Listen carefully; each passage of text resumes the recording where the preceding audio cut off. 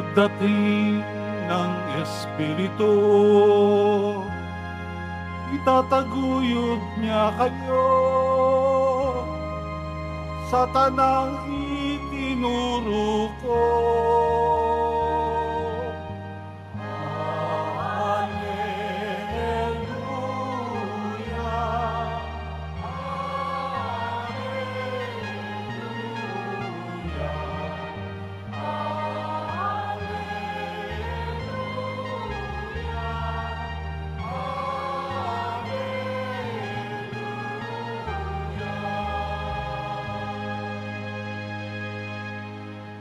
Sumainyo ang Panginoon.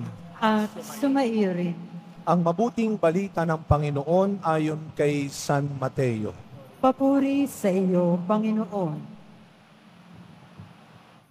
Noong panahong iyon, sinabi ni Jesus sa kaniyang mga apostol, "Ngayon, sinusugo ko kayo na parang mga tupa sa gitna ng mga asong gubat.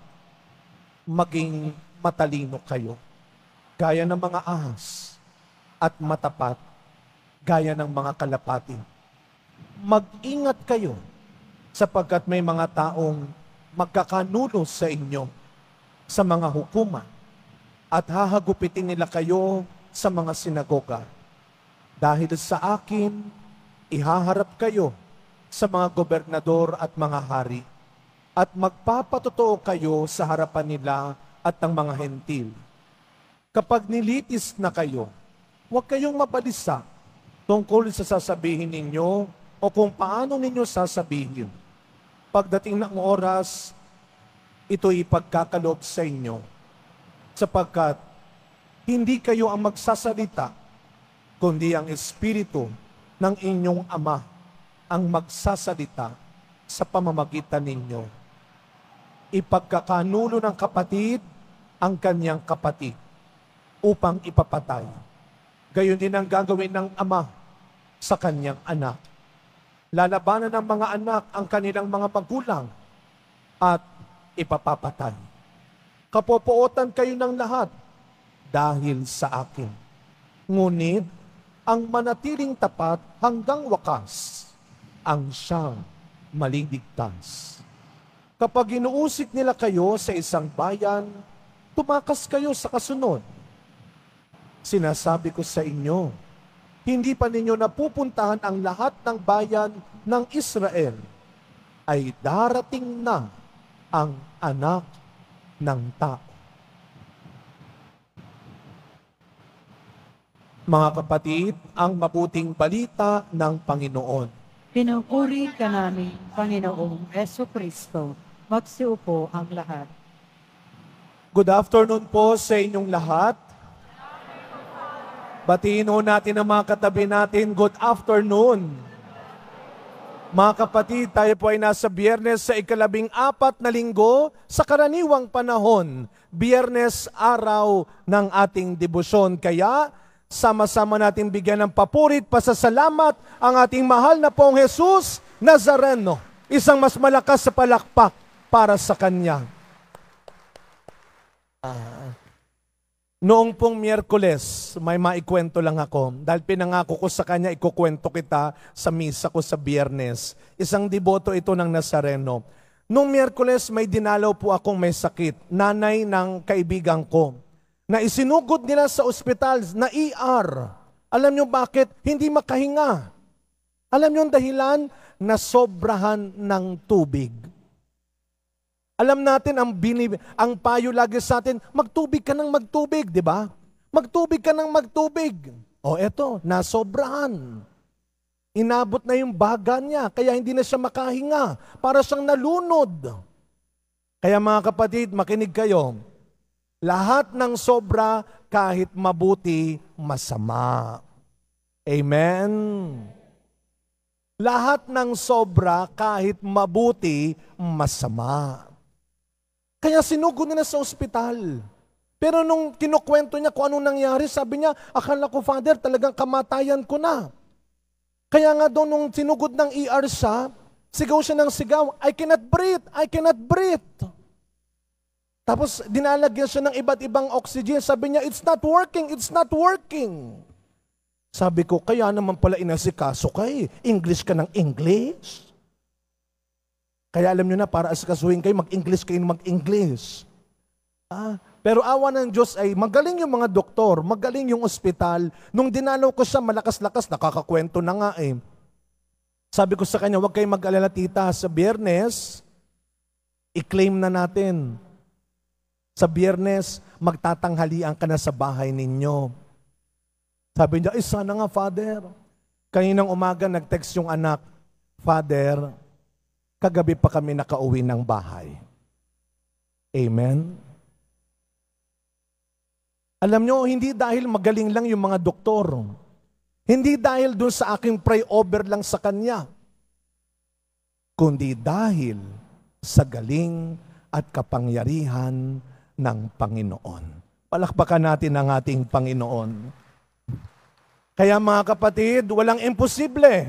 Walang imposible sa Diyos. Lakasan mo ang tiwala mo sa Kanya. Huwag ka lang aasa. Ang ganda ng sinabi ng unang pagbasa kay Ephraim. Ephraim, lumayo ka na sa mga Diyos-Diyosan. Baka kung ano-anong ginagawa mong Diyos sa buhay mo. Huwag mong Diyos-Diyosin ang pera. Tutulungan ka niyan, pero may hangganan yan. Huwag mong Diyos-Diyosin ang sino man, kahit gaano pa siya matalino, mayaman, maimpluwensya, may limitasyon din yan. Lumayo ka na sa mga Diyos-Diyosan. Dahil kapag ang Diyos ang kumilos, siguradong may maaayos. Amen? Kaya alam nyo, napakahalaga po ng ebanghelyo natin.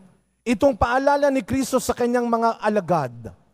Ito yung mga alagad niyang pinili niya, tinuruan niya, pinalakas niya, binigyan niya ng kapangyarihan ng mga alagad. Kaya maniwala kayo. Lahat tayo na tinawag, sumunod tayo kay Kristo, hindi lang itong mga naka-uniforme, hindi lang itong mga taga-simbahan, lahat tayo. Ano ang kapangyarihang tinanggap natin kay Kristo? Pananampalataya. Your faith is your power. Your faith is your power. Ang pananampalataya mo ay ang kapangyarihan mo. Kaya ilang beses sinasabi ni Kristo, pananampalataya mo ang nagpagaling sa'yo. Pananampalataya mo ang nagligtas sa'yo. If you have faith, you have power.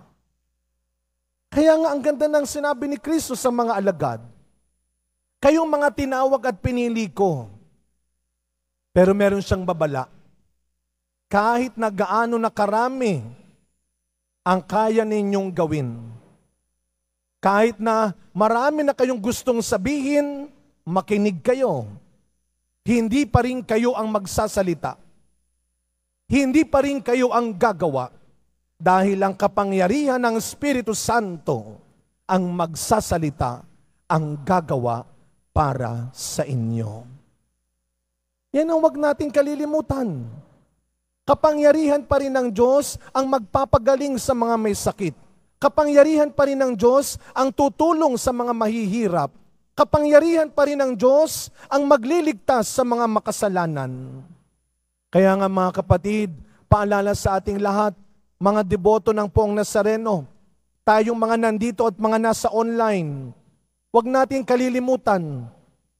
Huwag mong tatanggalan ng oras at lakas ang Diyos sa buhay mo.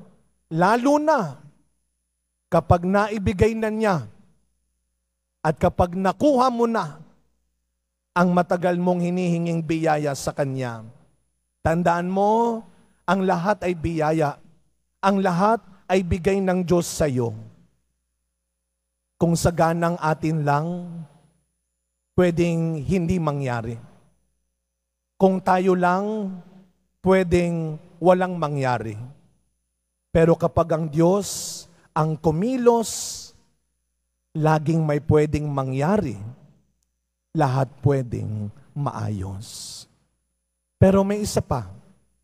May isa pang mahalagang bilin si Kristo sa kanyang mga alagad, sa ating lahat, sa ebanghelyo natin ngayon. Ito po ay mahalagang paalala rin ng isang mabuting magulang, kagaya ni Ate Leonie sa kanyang kambal na anak. Nung ako'y nandito sa Ate Leonie, kasama ko po nagtatrabaho, meron siyang kambal na anak. Marami rin siyang bilin, kinukwento sa akin sa kanyang mga anak. Ito ang magandang bilin ng isang mabuting magulang. Bakit mabuting magulang? Aminin natin, minsan nakakalimot din tayo. Mga kapatid, mga magulang, minsan pakinggan ninyo ang sarili ninyo. Tama pa ba yung pinapayo mo sa mga anak mo? Tama pa ba yung sinusulsul mo sa anak mo? Huwag mo nga hayaang maunahan ka. Huwag kang nagpapatalo. Huwag mo nga hayaan na saktan-saktan ka lang nila. Pag binatukan ka, di batukan mo rin. Huwag kang magpapatalo. Walang duwag sa pamilyang ito. Wow, ang buti. Ang payo ng mabuting magulang ay ang bilin ni Kristo sa kanyang mga alagad. Huwag kayong papatol. Huwag kayong maghihiganti sa mga taong gagawa sa inyo ng mali at masama. Bakit? Dalawang dahilan. Una, tanggapin natin, harapin natin ang katotohanan na sino man ang pumili at sumunod kay Kristo at gumawa ng maganda at kabutihan ay pwedeng dumanas ng pagsubok at kahirapan. Maliwanag dapat yan. Tinatanong mo bakit ka nasasaktan? Tinatanong mo kung bakit ka nahihirapan? Nagbibigay ka na nga, tumutulong ka na nga, nagsisimba ka na nga, nagsiserve ka na nga, yun ang sagot. Dahil pinili mo si Kristo, hindi ang kaginhawaan ng mundo. Pero huwag kang mag-alala, walang permanenteng bagay sa mundo. Matatapos din yan. Sabi nga natin sa katabi natin, matatapos din yan. Kung ano man yung pinagdadaanan mong hirap ngayon, kung ano man yung matagal mo nang tinitiis na problema ngayon, kung gaano mang karami ang buwisit sa buhay mo ngayon, may hangganan din yan. Pangalawang dahilan, kung bakit hindi mo kailangan pumatol at maghiganti. Makinig po tayo. Pangalawa, sino man ang umabuso, sino man ang magbaliwala at sumira ng kabutihan mo, ay may katapat at matatanggap sa katarungan ni Kristo. Huwag ikaw, huwag kang papatol. Laging may Diyos nahahatol. Kaya mga kapatid, huwag na huwag mong gagamitin sa paghihiganti at mali ang binigay sa iyong katalinuhan, ang binigay sa iyong kakayahan, ang binigay sa iyong kabutihan. Uulitin ko, lahat ng sobra, kahit mabuti, masama. Kaya sa pagpapatuloy na misa natin, mga kapatid, baunin natin araw-araw ang pananampalatayang ibinigay sa atin ni Kristo nung bininyagan pa lamang tayo. Araw-araw, gamitin natin ang kapangyarihang binigay sa atin, ang kapangyarihan ng pananampalataya. At kapag tayo ay gumamit ng ating kapangyarihan, sana hindi lang para sa kapakanan natin, kundi para sa mga taong nangangailangan ng kabutihan natin. Araw-araw, maniwala at magtiwala tayo. Taglay ang kapangyarihan ng pananampalataya. Isang araw, ipagkakaloob ng Diyos sa iyo ang sapat at dapat sa buhay mo. Amen.